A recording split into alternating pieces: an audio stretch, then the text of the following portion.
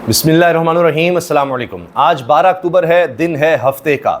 6 महीने आगे की अब बात हो रही है और नून लीग के चीफ एडवाइज़र इरफान सिद्दीकी साहब ने टेलीविज़न पर बैठकर अबसार आलम को ये कह दिया है कि हो सकता है मामला अब 4-6 महीने आगे चला जाए। लेकिन दूसरी तरफ चूंकि बिलावल को अब ये लालच है कि वो भी प्राइम मिनिस्टर बन सकते हैं अगर ये आईनी तरमीम का मामला, जो कि नामुमकिन नज़र आता है, वो अपने वालिद के साथ मिलकर और नून लीग के साथ मिलकर कोई जादू चला दे तो उसके बाद वो वज़ीर-ए-आज़म बन सकते हैं। इसलिए हर हद तक जाया जा रहा है। हामिद मीर साहब भी मैदान में आ गए हैं खुलकर, और जिस तरह से लोगों पर तशद्दुद किया जा रहा है वो वीडियोज़ में आपको दिखा नहीं सकता, क्योंकि पॉलिसी ऐसी है कि तशद्दुद जो है वो आप यूट्यूब पर नहीं दिखा सकते। इस तरह का तशद्दुद हुआ है लोगों पर, और आप सोचिए कि किस लिए किया जा रहा है। सिर्फ और सिर्फ इसलिए कि वोट मिल जाएं। लोग इधर उधर हुए हैं, वोट क्यों नहीं दे रहे, ज़मीर क्यों नहीं बेच रहे, हमें क्यों नहीं वोट दे रहे। हामिद मीर साहब ने सबूतों के साथ इस पर एक्स पर पोस्ट डाली है, वीडियो भी डाली है। कुछ हिस्सा मैं कोशिश करूंगा आपको दिखा सकूं। ये हाल है। जो ज़्यादा तशद्दुद वाले निशान होंगे वो तो नहीं दिखाए जा सकते, मगर घर में तोड़ फोड़ और जो कुछ हुआ है वो देखते हैं कि किस तरह से ये लोग किस हद तक जा सकते हैं कि सिर्फ इसलिए कि जी हमें वोट दें। लेकिन उनको नज़र आ रहा है कि अब लोग टूट ही नहीं रहे। हैरान कुन बात है कि पहले कहते थे कि अब टिकट लेने वाला कोई नहीं होगा इमरान खान की, उसका नाम लेने वाला कोई नहीं, टिकट लेने वाला कोई नहीं, पार्टी खत्म हो जाएगी। वो तो अब खैबर पख्तूनख्वा में तो परवेज़ खटक होंगे और उनके साथ इनके लोग चले जाएंगे, IPP यहाँ पर होगी, फलां होगा, ये होगा, वो होगा। आज देखिए 20-20 करोड़ की ऑफ़र है, अरबों रुपए के डेवलपमेंट फंड्स की ऑफ़र है, और फिर भी लोग नहीं छोड़कर जा रहे। मारा जा रहा है, लापता किया जा रहा है, कारोबार बंद किए जा रहे हैं, तबाह किए जा रहे हैं, घरों से लोगों को उठाया जा रहा है। हर वक्त दहशत है, तशद्दुद है, लेकिन लोग नहीं टूट रहे। सोचिए ज़रा, कभी पाकिस्तान की तारीख में ही नहीं हुआ। अंदाज़ा लगाएं आप, क्योंकि उसके बाद सियासत ही ख़त्म हो जाती है। वो समझ रहे हैं कि अच्छा कुछ महीने और सही, इतना ही होगा ना, ये तो जा रहे हैं, आईनी तरमीम इनसे हो नहीं रही और इनकी कहानी ख़त्म हो रही है। ये सारी सूरत हाल है। और ऊपर से जिस सहारे सारी नून लीग आई थी, बैठी थी, जिस तरह इलेक्शन रिग हुआ, उनको सारी उम्मीदें, सारी वाबस्तगी उनकी काजी फैसल साहब से थी, वो अब जा रहे हैं। हाल ये है, काजी साहब अब लोगों का सामना नहीं कर सकते, और उन्होंने लिख कर दिया है कि जी 20 लाख रुपए खर्चा आएगा, इसलिए मैं ये रेफरेंस पे नहीं आता। जबकि असल कहानी है कि ज़्यादातर जजेस ने नहीं आना था, और वकला में से कोई तकरीर कर देता, कोई मुस्तफ़ीन काज भी निकल आता जिन्होंने खड़े होकर कहा था अदालत में कि आप फ्रॉड हैं, तो फिर क्या होगा। वरना 20 लाख की क्या बात है, साल में एक दफ़ा खर्च होना था। यहाँ तो 20-20 लाख तनख्वाह ले रहे हैं हर महीने। और एडहॉक जजेस, रिटायर्ड जजेस को उठाकर काजी साहब ने लगाया, 2 जजेस को, जो रिटायरमेंट के पैसे अलग से ले रहे हैं, और मजीद मराद जो सिटिंग सुप्रीम कोर्ट के जज किए वो अलग से ले रहे हैं। तो आप अंदाज़ा लगाइए इन्होंने क्या सूरत हाल पैदा कर दी है, क्या हालात पैदा कर दिए हैं कि अब खुद नहीं जा सकते रेफरेंस में, फुल कोर्ट रेफरेंस में या डिनर पर, और कह रहे हैं जी 20 लाख खर्च आएगा। ये सब कहा जा रहा है और लोग सबूत शेयर कर रहे हैं। किस्मत खान बहुत ज़बरदस्त रिसर्चर हैं, लिखते हैं साल 2014 में जब चीफ जस्टिस काजी फैसल को chief justice Balochistan high court से सुप्रीम कोर्ट एलिवेट किया गया, यानी वहाँ से सीधा सुप्रीम कोर्ट आए थे, तो हाई कोर्ट बार एसोसिएशन ने 27 अगस्त 2015 को इनके एजाज़ में शानदार डिनर दिया था। अब बतौर चीफ जस्टिस इन्होंने डिनर से इसलिए इनकार कर दिया क्योंकि इनके बकौल इस पर 20 लाख खर्च हो जाएंगे। तो पहले क्या हुआ था। अच्छा, इसके अलावा जनाब अब्दुल क़य्यूम सिद्दीकी साहब, जो आखिर तक, बल्कि अब भी काजी फैसल साहब का साथ दे रहे हैं, सीनियर सहाफ़ी हैं और वो अभी भी समझते हैं काजी साहब बड़े ज़बरदस्त आदमी हैं। वो कहते हैं कि जी काजी फैसल का बड़ा फैसला, सुप्रीम कोर्ट की रिवायत रही है कि जब चीफ जस्टिस या कोई जज रिटायर हो रहे हों तो इनके एजाज़ में शाइया दिया जाता है, जिसमें जजों के अहल खाना के अलावा वकला, मुंतखब नुमाइंदों और दीगर अमायदीन को बुलाया जाता है। रजिस्ट्रार ऑफिस के नोट पर चीफ जस्टिस काजी फैसल ने लिखा कि इनके एजाज़ में शाइया ना दिया जाए क्योंकि इस पर अवाम के पैसों से तकरीबन 20 लाख रुपये खर्चा आता है, जिसकी कोई ज़रूरत नहीं है। लेकिन असदुर तो कहते हैं कि 2-2 घर, अपना प्राइवेट घर भी है और सरकारी घर भी है, और वहाँ से मराद सब कुछ ली जा रही हैं। फिर मैंने आपको बताया कि रिटायर्ड जजेस को भर्ती किया गया, उनकी तनख्वाह और मराद देखिए। फिर 4-5 महीने इन्होंने कोई केस ही नहीं सुना, चैम्बर वर्क करते रहे और तनख्वाहें भी लेते रहे 4-5 महीने की, उसका क्या है, और कोई केस नहीं सुना। अब कहते जी हो हमें तनख्वाह मिलती है केस सुनने की। तो इन्होंने तो रिकॉर्ड बनाया, किसी और ने कभी इतना वक्त गुजारे नहीं बगैर केस सुने हुए। दूसरी तरफ जनाब शहबाज शरीफ और काबीना की दौड़ें लगी हुई हैं और भाग रहे हैं कि तहरीक इंसाफ ने फिर 15 तारीख की कॉल दे दी है, क्या करें, किधर जाएं, मसला बन गया है, और ख़ुद जाकर इंतजामात देख रहे हैं।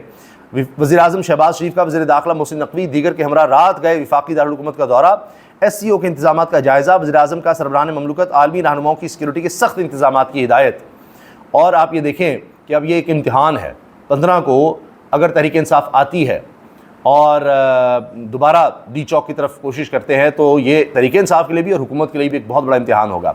लगता है ये है कि कोई बीच की राह निकाली जाएगी, कोई रास्ता निकाला जाएगा, या तो इमरान खान से हो सकता है मुलाकात करवा दी जाए या उनसे कोई पैगाम आ जाए कि अभी अब शंघाई कॉन्फ्रेंस हो जाने दे, उसके बाद देखेंगे। क्योंकि जो मेन मकसद था कि तरामीम ना हो, इन्होंने हर सूरत शंघाई कॉन्फ्रेंस से पहले करवानी थी, खुद कहते रहे, तो अब वो तो नहीं हो रही, तो लिहाजा फिर ऐसे ही ज़रूरत नहीं है, उसके बाद देखेंगे। तो मुमकिन है ये हो जाए।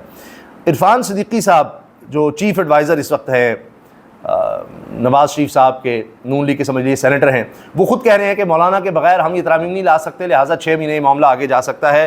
ये सुनिए ज़रा। बिल्कुल साफ और खुली बात करनी चाहिए। अगर मौलाना नहीं आते, ना वो कौमी असम्बली में हमारा साथ देते हैं, ना वो सेनेट में हमारा साथ देते हैं, तो मैं चूंकि सेनेट पे बैठता हूँ और सेनेट की तादाद मेरी निगाह में रहती है। अब ये सेनेट की बात करेंगे, असम्बली में भी सबको पता है, अगर सेनेट में है तो कौमी असम्बली का भी इनको सब पता होगा, वरना ये इतनी मारपीट लोगों के साथ कहाँ हो रही होगी, लोगों के घरों में जाकर इस तरह कहाँ ज़रूरत पड़ेगी करने की। तो बड़े कह रहे थे नंबर गेम पूरी है।